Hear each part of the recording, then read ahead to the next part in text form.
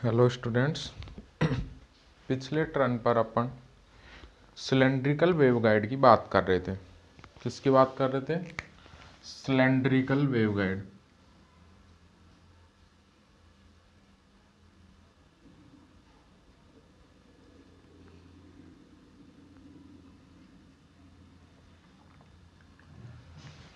Cylindrical waveguide में अपन क्या कर रहे थे, उसका एक जनरल सॉल्यूशन अपन निकाल चुके थे कि कोई भी मोड एग्जिस्ट करे उसके लिए उसका जनरल सॉल्यूशन क्या होगा।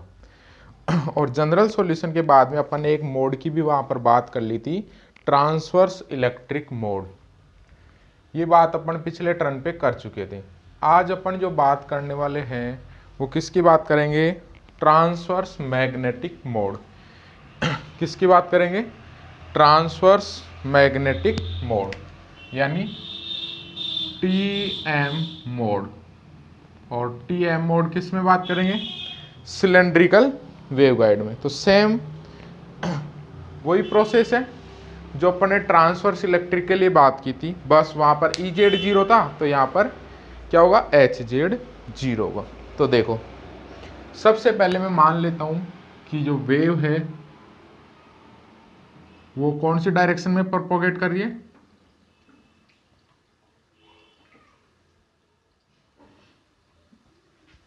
Wave is propagating along Z direction.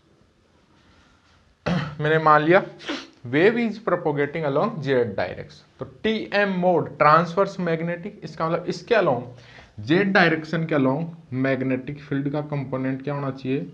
Zero.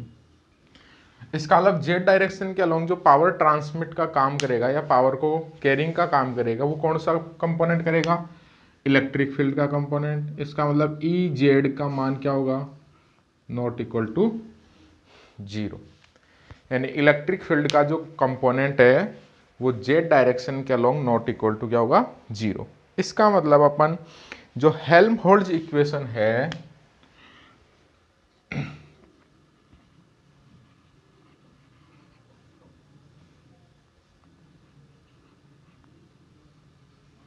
Helmholtz equation वो क्या लिख सकते हैं? Del square E Z equal to gamma square E Z. और इसका जनरल सॉल्यूशन अपन ने पिछले लेक्चर में निकाल लिया था। और वो जो जनरल सॉल्यूशन है वो क्या होगा?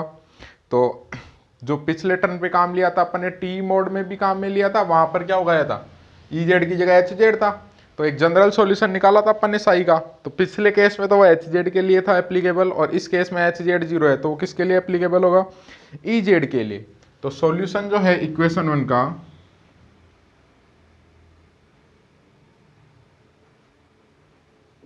वो क्या लिख सकते हैं? ई जेड क्या होगा? कांस्टेंट इस बार ई नॉट जेड। रेडियल पार्ट में उसका जो सॉल्यूशन था वो क्या था? जे N K C are basal. उसके बाद फाई डायरेक्शन में उसका जो सॉल्यूशन था वो क्या था? Cos N phi. और जेड डायरेक्शन में ई की power minus iota beta G Z. ये पढ़ चुके थे अपन। अरे 2 नंबर इक्वेशन तक कोई डाउट मेरे हिसाब से किसी को डाउट नहीं होगी, क्योंकि ये सॉल्यूशन अपन पहले कैलकुलेट कर चुके। अब अपने को तो काम क्या करना है इसमें? टीएम मोड के लिए काम क्या करना है? सबसे पहले फील्ड इक्वेशन निकालनी है। क्या निकालनी है? Field equation. तो फील्ड इक्वेशन निकालने के लिए कितने कंपोनेंट चाहिए अपने को? 6 कंपोनेंट। वो E X, E Y, E Z और 3 मैग्नेटिक फील्ड के एच एक्स, एच वाई और एच जेड। ये मिल गया, ये भी मिल गया, ये रहा। 4 कंपोनेंट और निकालने, ई एक्स, ई वाई और एच एक्स, एच वाई। किसकी फॉर्म में निकालने? ई जेड, क्योंकि अपने को ई जेड पता है। तो जैसे मान रखेंगे तो ये चारों कंपोनेंट अपने को मिल जाए। और वो किसकी सहायता से निकालेंगे? मैक्सवेल इक्वेशन की सहायता से निकालें। देखो,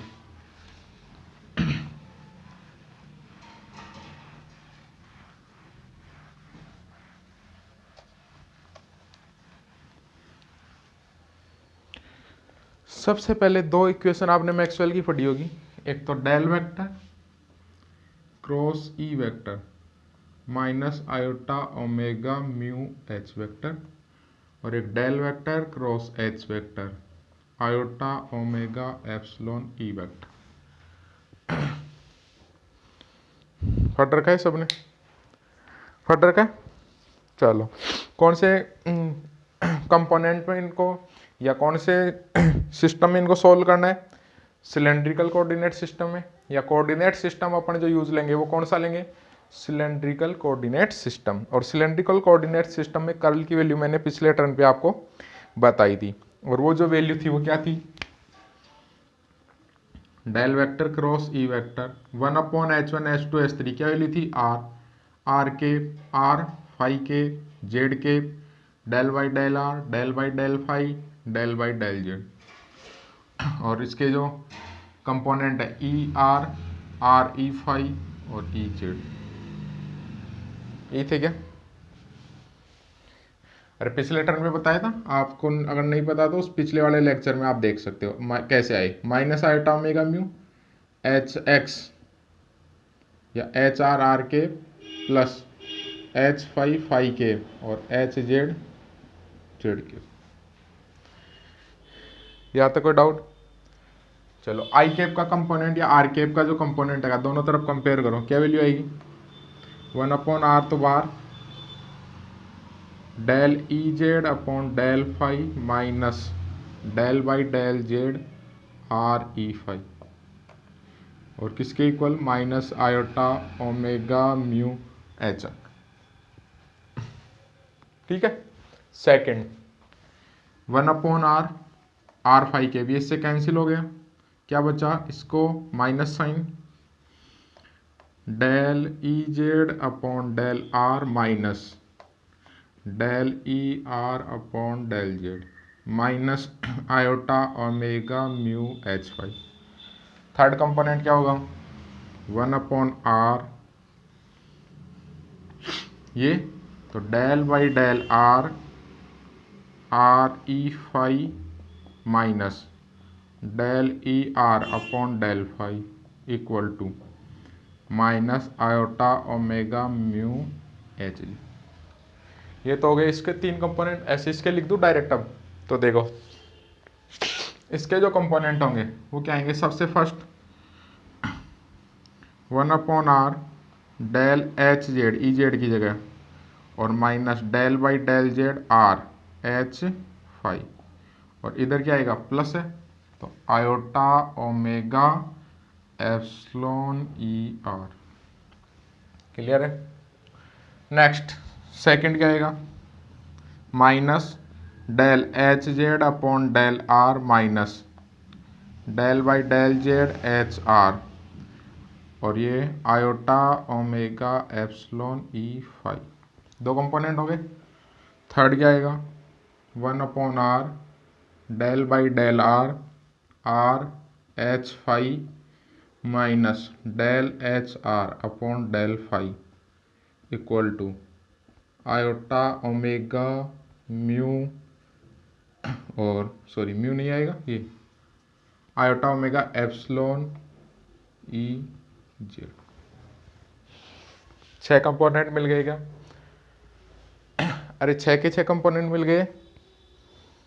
आगे चले, अब अपना वही काम क्या करना है, सबसे पहले जो भी अपने को नॉन है वो सब वैल्यू यहाँ पुट कर दे। ये तो मैं मिटा दूं,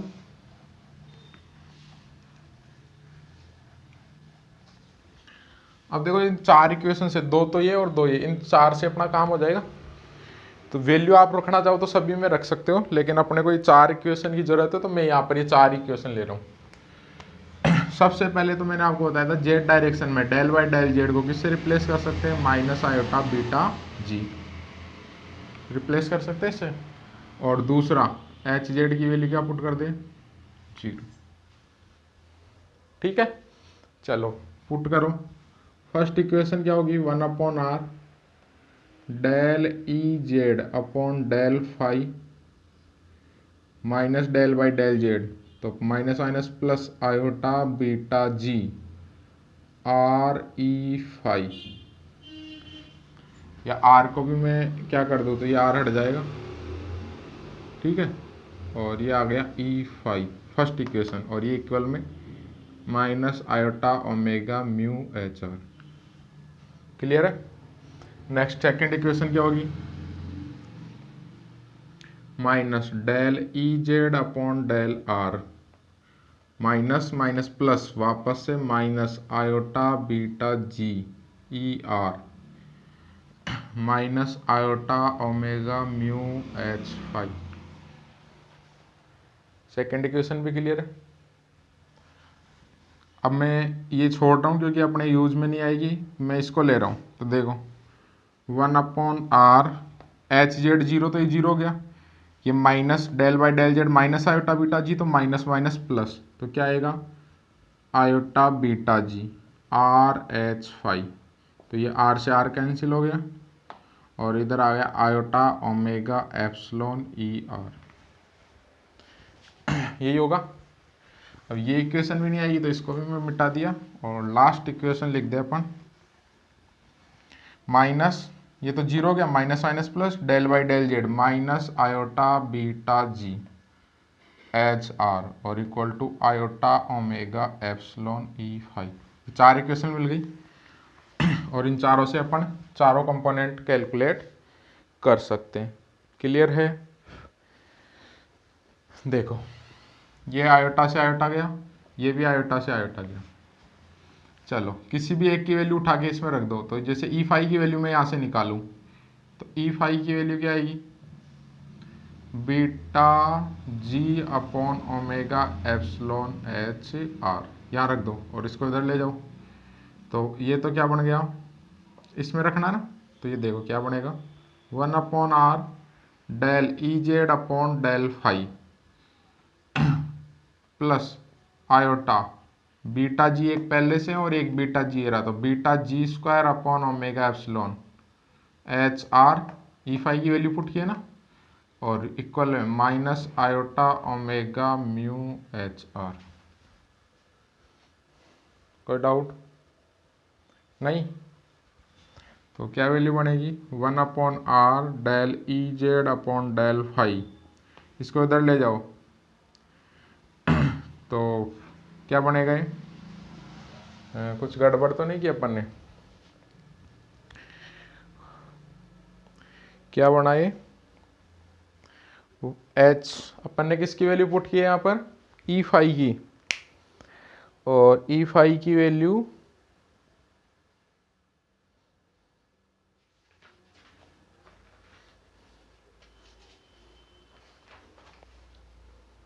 देखो ई फाई निकालना ना अपने को, तो ई फाई आया माइनस बीटा जी, यहाँ पर देखो अपने पास में ई फाई की वैल्यू निकाली थी ना अपन ने, सॉरी ये माइनस भी तो है यहाँ पे, तो ये माइनस भी आएगा ना साथ में, मैं देख रहा हूँ गलती कहाँ होगी। ओके ये माइनस आएगा, और ये कैसे पता चला, क्योंकि इसको इधर लेने जाने पे दोनों माइनस हो रहे थे, जबकि एक बहुत प्लस रहना चाहिए और एक माइनस। तो ऐसे भी आप इसकी जो डाउट है वो आप खुद भी पकड़ सकते हो, क्योंकि ये के सी स्क्वायर बनना चाहिए ना, और के सी स्क्वायर क्या होता है omega square mu epsilon minus beta G square. आ गया ना समझ में सबको। तो ये माइनस है तो ये क्या आना यहाँ होगा माइनस, ये माइनस यहाँ आ गया। अब देखो क्या वैल्यू आई, एच आर कॉमन आ गया, ये इधर जाएगा तो ये क्या होगा, मैं माइनस एच आर कॉमन ले लेता हूँ, तो ये तो बन जाएगा ओमेगा स्क्वायर म्यू एप्सिलॉन, ये माइनस बीटा जी स्क्वायर और डिवाइड में ओमेगा एप्सिलॉन, और ये एच आर बाहर निकाल। अब ये omega square mu epsilon minus beta G square, ये क्या बन गया के सी स्क्वायर। तो मैं क्या लिख सकता हूँ एच आर की वैल्यू, आयोटा भी तो है, आयोटा बाहर आ गया, तो 1/r del E Z upon del phi minus iota H R K C square upon omega epsilon.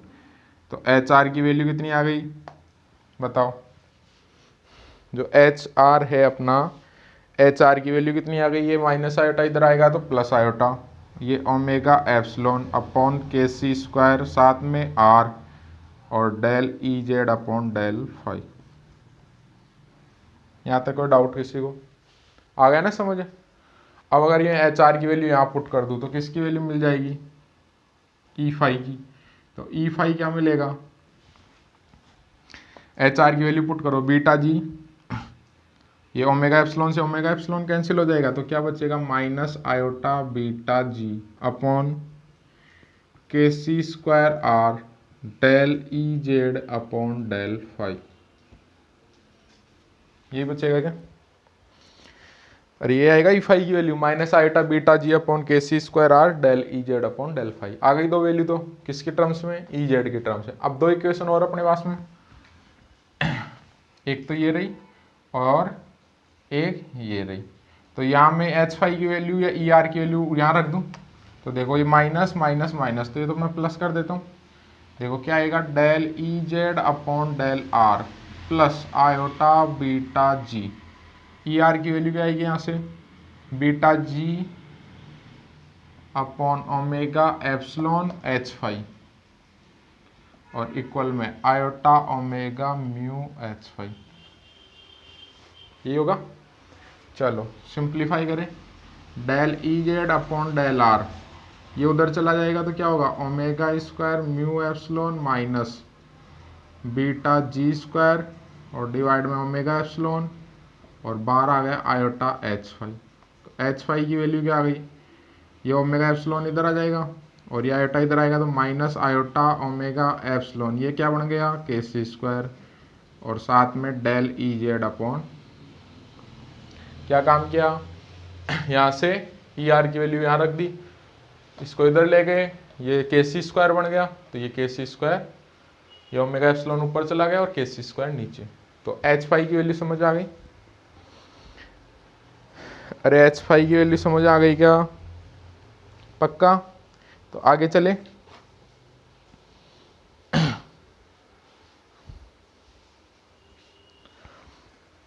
आगे चले। एच फाइव की वैल्यू कहाँ रख दे, यहाँ पर, तो किसकी वैल्यू आएगी, ई आर की। तो देखो ये क्या है, एच फाइव की वैल्यू यहाँ रखेंगे तो मल्टीप्लाई में क्या है, beta G upon omega epsilon, H five की value minus iota omega epsilon K C square del E Z upon del R, ये इसकी वैल्यू आ जाएगी ई आर। तो ई आर की वैल्यू क्या आ गई, minus iota beta G upon K C square del E Z upon del R. चारों value मिल गई क्या, H R, H five, E R और ई फाइव, दो वैल्यू पहले से अपने को नॉन थी। तो ये समझ आ गया क्या सबको? अरे सबको समझ आ गया।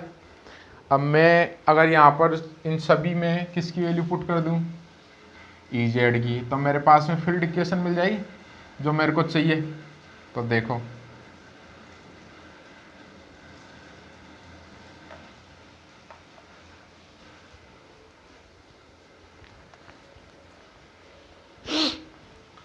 सबसे पहले मैं बात करता हूँ ई आर, फिर ई फाइव और फिर ई जेड, ऐसे ही एच आर, फिर एच फाइव और फिर एच जेड।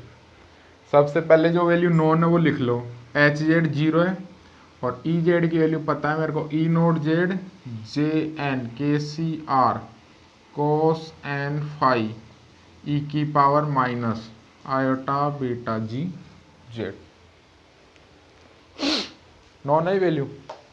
ई आर देखो सबसे पहले ये रहा, किसके रेस्पेक्ट में करना, आर के रेस्पेक्ट में, तो इसका डेरिवेटिव होगा और बाकी ये जो टर्म है ये सब कांस्टेंट हो जाएगी। तो मैं क्या लिख सकता हूँ इसको, कांस्टेंट को तो ई नोट आर और आर के रेस्पेक्ट में करें तो J N prime K C R cos N five E की power minus iota beta G. Phi के रेस्पेक्ट में करना, ई फाइव में फाइव की टर्म कौन सी है, कोस एन फाइव, क्या होगा minus N sine N phi, तो माइनस एन और ये जो कांस्टेंट क्वांटिटी और ये तो सब बन गए ई नोट फाइव, क्या आया J N K C R sine N five E की power minus iota beta G Z. कोई डाउट नहीं? एच आर, अब अपने को एच आर निकालना है, तो एच आर का ये रहा, फाइव के रेस्पेक्ट में ही करना है, तो फाइव के रेस्पेक्ट में वापस से वही एच नोट आर कॉन्स्टेंट, तो J N K C are और इसका क्या होगा साइन एन फाइव ई की power minus iota beta G H phi R के रेस्पेक्ट में है तो क्या होगा H naught phi J N prime K C are, साथ में ये कोस ही रहेगा कोस एन फाई और ई की power minus iota beta G Z, और एच जेड क्या है 0। अब बताओ इनमें किसी को डाउट है क्या ये 6 इक्वेशन निकालने में, चाहे आपको रेक्टेंगुलर वेवगाइड दे या सिलेंड्रिकल वेवगाइड दे, एक ही सेम प्रोसेस अपनानी है। जनरल सॉल्यूशन आपको क्या होना चाहिए, पता होना चाहिए। जनरल सॉल्यूशन अगर पता है तो या तो ई जेड पता होगा या एच जेड। कब, जब वेव किस डायरेक्शन में प्रोपोगेट कर रही है, जेड डायरेक्शन है। अगर जेड में नहीं करी किसी अनोदर में करी है तो उसी के अलॉन्ग वो कंपोनेंट हो जाएंगे। एक्स में कर रही है तो ई एक्स या एच एक्स पता होगा, एक जीरो होगा और एक नॉन होगा। उसके बाद में क्या करना है, मैक्सवेल की 2 इक्वेशन आपको पता है वो अप्लाई करनी है, और 4 इक्वेशन जो 2 ई जेड के ऊपर वाली और 2 एच जेड की, उनको क्या करना है, सॉरी 2 ई की और 2 एच की, उनको आपस में एक दूसरे में वैल्यू पुटअप करनी है, डेल वाई डेल जेड, और ई जेड या एच जेड जो आपको 0 दे रहेगा वो पुट करना है, और आपस में सिंप्लीफाई करके ई जेड या एच जेड की टर्म्स में वैल्यू निकालनी है।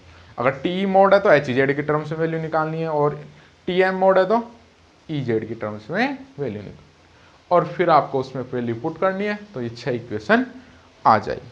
और ये 6 इक्वेशन है, इन्हीं को क्या बोलते हैं, फील्ड इक्वेशन या फील्ड डिस्ट्रीब्यूशन इक्वेशन।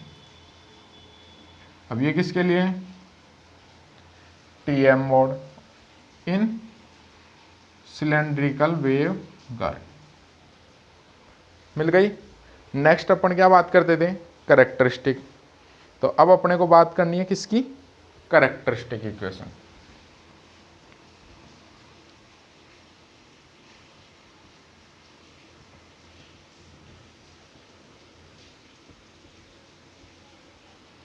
या characteristics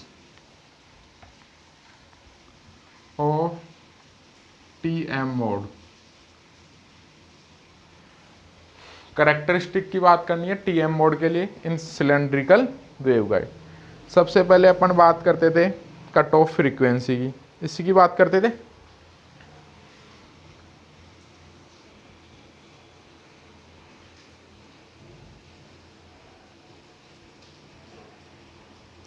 cut off frequency, cut off frequency निकालने के लिए अपन ने पिछले टर्म पे बात की थी कि उसका रेडियल कंपोनेंट 0 होगा एक पर्टिकुलर पॉइंट पे, और उस पर वेव प्रोपोगेट नहीं करेगी, और वो अपन ने पढ़ा था, उसको अपन ने दिया था r इक्वल टू ए पर, और उसके लिए जो वैल्यू होगी उसको अपन ने डिनोट किया था मोड एक्स एन पी से।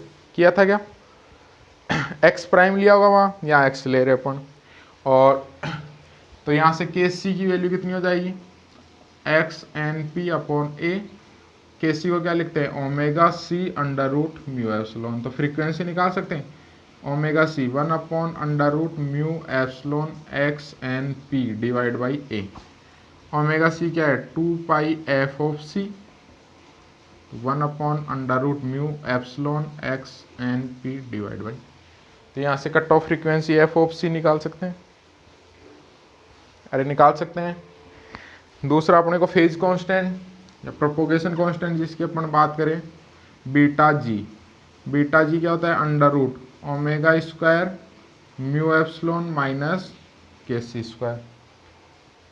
हट गए, के सी की वैल्यू पता है एक्स एन पी अपॉन है, तो पुट कर दो omega square mu epsilon minus X N P divide by A का होल स्क्वायर। ये आपको क्या मिल जाएगा, बीटा जी। कोई डाउट नहीं। नेक्स्ट वेव इम्पिडेंस निकालनी है, मैं इनको मिटा देता हूँ।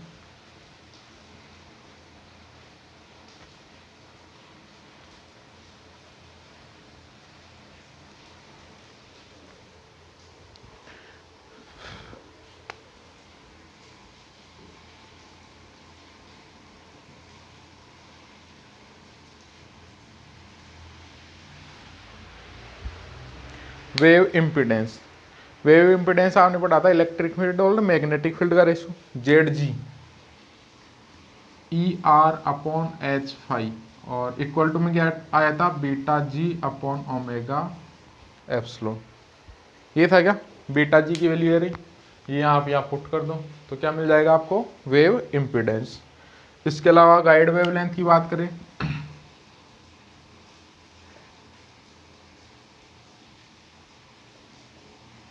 तो गाइड वेवलेंथ लैम्बडा जी क्या वैल्यू थी 2 पाई अपॉन बीटा जी। बीटा जी की वैल्यू आपको पता है, ये आप पुट कर दो तो किसकी वैल्यू मिल जाएगी, गाइड वेवलेंथ। ऐसे आप क्या निकाल सकते हो, ग्रुप वेलोसिटी।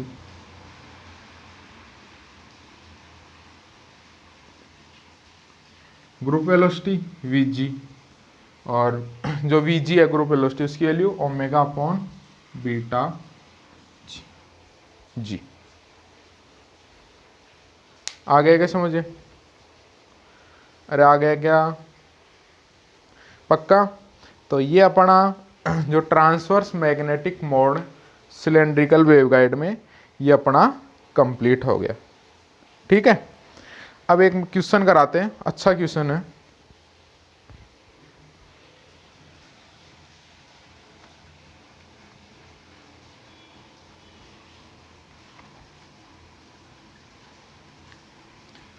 आपको कोई भी एक वेवगाइड दे दे और उसके लिए एक पर्टिकुलर मोड दे दे, क्या दे दे, उसके लिए एक पर्टिकुलर मोड दे दे। मान लो आपको कोई भी एक वेवगाइड दे रखी है,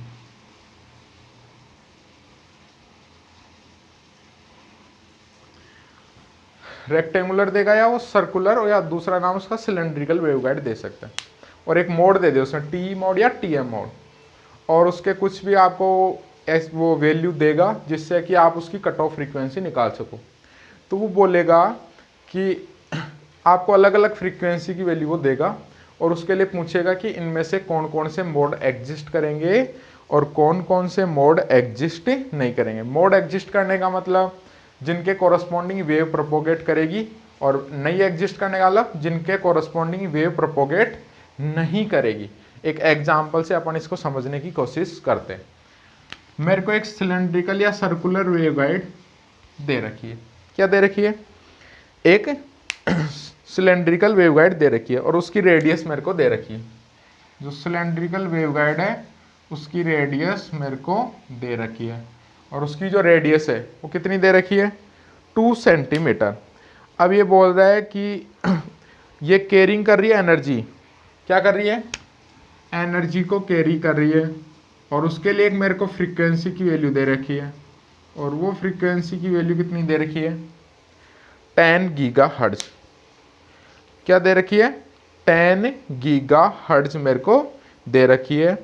और वो बोल रहा है कि मेरे पास में बहुत सारे क्या दे रखे हैं, मोड दे रखे हैं, ट्रांसवर्स इलेक्ट्रिक के भी दे रखे हैं और ट्रांसवर्स मैग्नेटिक के भी दे रखे हैं, और उनमें से मेरे को बताना है कौन कौन से मोड पॉसिबल होंगे या जिनके कॉरस्पॉन्डिंग एनर्जी कैरी करेगा वो, और किसके कॉरस्पॉन्डिंग एनर्जी कैरी नहीं होगी। सबसे पहले मेरे को दे रखा है ट्रांसवर्स इलेक्ट्रिक में लिखूं तो TE11 और XNP की वैल्यू है 1.841, जो अपने को चाहिए ना एक वैल्यू, पर्टिकुलर वैल्यू। दूसरा दे रखा है TE01 और उसके लिए जो मेरे को XNP की वैल्यू जो दे रखी है वो दे रखी है 3.8232। नेक्स्ट जो मेरे को ट्रांसवर्स इलेक्ट्रिक मोड दे रखा है TE32, कौन सा दे रखा है, TE21, और उसके लिए जो x की वैल्यू दे रखी है पर्टिकुलर वो है 3.054। ये तो ट्रांसवर्स के। दूसरे मेरे को किसके दे रखे हैं, ट्रांसवर्स मैग्नेटिक मोड के। एक दे रखा है TM11 और एक दे रखा है TM01, और इसके भी लिए भी मेरे को x की वैल्यू पर्टिकुलर दे रखी है। जो 11 है उसके लिए तो 3.8232, और जो TM01 मोड है 01 मोड है उसके लिए दे रखी है 2.405।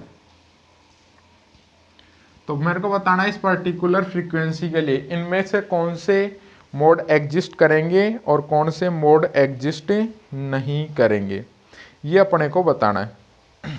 ठीक है, चलो देखते हैं। अब आपको पता है जो x होता है ये किसके इक्वल होता है, KCA, ये x होता है, और उसकी वैल्यू KC की वैल्यू क्या होती है, omega C under root mu epsilon और मल्टीप्लाई में a। अरे ये होती है क्या, ओमेगा सी को मैं क्या लिख सकता हूँ, क्योंकि कट ऑफ फ्रीक्वेंसी निकालनी है ना अपने को, तो जिसके लिए फ्रीक्वेंसी ये जो फ्रीक्वेंसी है कट ऑफ से ज़्यादा होगी तो वेव प्रोपोगेट करेगी, नहीं तो नहीं करेगी। ये 1 वैक्यूम के लिए सी बन गया और ये आ गया के सी ए। क्लियर है? अरे क्लियर है क्या? रेडियस अपने को दे रखी है, अरे दे रखी है ना, और एफ सी दे रखी है 10 गीगाहर्ट्ज दे रखी है। तो ये सारी वैल्यू मैं क्या कर दूं, पुट कर दूं। तो यहां से मैं किसकी वैल्यू निकाल सकता हूं, के सी ए की। कैसे? 2 इंटू 3.14, 10 इंटू 10 की आर 9 और 3 इंटू 10 की पावर 8 और 8 2 इंटू 10 की आर -2 रेडियस सेंटीमीटर में ना। ये सारी वैल्यू अगर पुट करते हैं तो के सी ए की वैल्यू आती है 4.18। कितनी आती है? 4.18। ये तो किसमें, सिलेंड्रिकल वेवगाइड में अपने को कोई भी मोड पहचानने का तरीका, क्योंकि अपन डायरेक्ट इसी की वैल्यू निकाले, नहीं तो अपने को सबके लिए सोल्व करना पड़ेगा, के सी ए की वैल्यू पुट कर करके एफ की वैल्यू निकालनी पड़े। बात समझ आ रही है ना? सबके लिए क्या निकालनी पड़ेगी, F C cut off frequency निकालनी पड़ेगी, फिर इसको मैच करना पड़ेगा। तो मैं डायरेक्ट ही के सी की वैल्यू निकाल के इससे कंपेरिजन करा लो। और जैसे आपको रेक्टेंगुलर वेवगाइड देता है तो वहाँ तो आपको पर्टिकुलर सोल्व करना पड़ेगा, सबके लिए फ्रीक्वेंसी निकालनी पड़ेगी और कट ऑफ फ्रीक्वेंसी आपको जो निकालनी पड़ेगी और कोई फ्रीक्वेंसी देगा। कट ऑफ से अगर उसकी फ्रीक्वेंसी जो दे रखी है वो ज़्यादा है तो वे प्रोपोगेट करेगी, और अगर उससे कम है तो नहीं करेगी। अब अपन इसके लिए कट ऑफ फ्रीक्वेंसी निकालिए, तो इससे अपन क्या कर सकते हैं, ये जो के सी ए ये तो मैंने बताई थी आपको किसके इक्वल होगा, एक्स एन पी, जानते हो ना के सी ए मोड। तो अब जिसके लिए भी के सी ए का जो प्रोडक्ट है वो क्या हो, या तो इसके इक्वल हो या उसके लेस देन हो, तो उस केस में वेव प्रोपोगेट करेगी, अन्यथा नहीं करेगी। तो देखो 4.18 से ये सारी वैल्यू क्या है, कम है, तो ये सारे के सारे मोड क्या करेंगे, उसके लिए एग्जिस्ट करेंगे। यानी इनमें ये जो दे रखा है, ये के सी ए की वैल्यू दे रखी है या एक्स की वैल्यू दे रखी है, अगर ये जो वैल्यू दे रखी है आपको ब्रैकेट में, ये सारी वैल्यू अगर जो आपने पर्टिकुलर वैल्यू निकाली है कट ऑफ फ्रीक्वेंसी के केस में, इससे अगर कम है या इसके इक्वल है तो वेव कम होनी चाहिए, सॉरी कम होनी चाहिए। तो उस केस में ये वेव ये मोड प्रोपोगेट करेंगे। इसका मतलब यहाँ पर ये जो मोड्स है वो प्रोपोगेट करेंगे। तो ये अपना जो सिलेंड्रिकल वेवगाइड है उसके दोनों मैंने आपको करा दिए, ट्रांसवर्स इलेक्ट्रिक मोड भी और ट्रांसवर्स मैग्नेटिक मोड।